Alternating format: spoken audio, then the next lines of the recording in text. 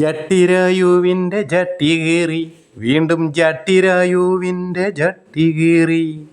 കീഴ്ക്കോടതി കീറി, ഹൈക്കോടതി കീറി, ഇപ്പം സുപ്രീം കോടതിയും കീറിയല്ലോ അണ്ണാ. ഇനി ആ ജട്ടി മൊത്തം തുളയായല്ലോ. എടുത്ത് കളയണ്ണ ആ ജട്ടി. മതി, ഞങ്ങളെ സേവിച്ച് ഇത്രയൊക്കെ സേവിച്ചില്ലയോ. അണ്ണനും നല്ല സേവിച്ചതിൻ്റെ ഫലമായി നല്ലപോലെ ബാലൻസും കൂടിയിട്ടുണ്ടാവുമല്ലോ അണ്ണ. മതി അണ്ണ, ഞങ്ങൾക്ക് അണ്ണൻ്റെ എല്ലാ സേവനവും മനസ്സിലായണ്ണ.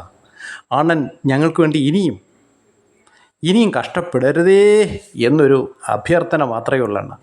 എന്തായാലും ദാസപ്പൻ മുതലാളി കുറേ കാലം, അടുത്ത കാലം വരെ സംരക്ഷിച്ചല്ലോ. മന്ത്രി വരെ ആയില്ലയോ. ഒരു പഞ്ചായത്ത് മെമ്പർ ആകാൻ കഴിയുമായിരുന്നു അണ്ണ.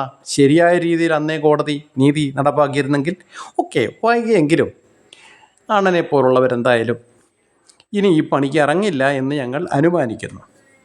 എന്നിരുന്നാലും വലിയ രാജാക്കന്മാരൊക്കെ ഇപ്പോഴും വിലസുകയാണ്. വർഷങ്ങളായിട്ടുള്ള കേസുകളുമായിട്ട് ഇങ്ങനെ നീട്ടിയെടുത്ത് രക്ഷപ്പെട്ടുകൊണ്ടിരിക്കുന്നു. ദാസപ്പൻ മുതലാളി തന്നെ, മുതലാളിയും സൂര്യപുത്രിയും ഒക്കെ ഏത് കേസായാലും എത്ര നിഷ്പ്രയാസമാണ് തള്ളി അനാദികാലത്തേക്ക് അന്തമില്ലാതെ പോയിക്കൊണ്ടിരിക്കുന്നത്.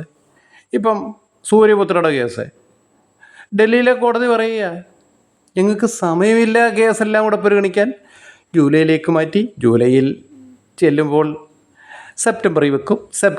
സെപ്റ്റംബറിൽ ചെല്ലുമ്പോൾ അത് അടുത്ത ജനുവരി വെക്കും.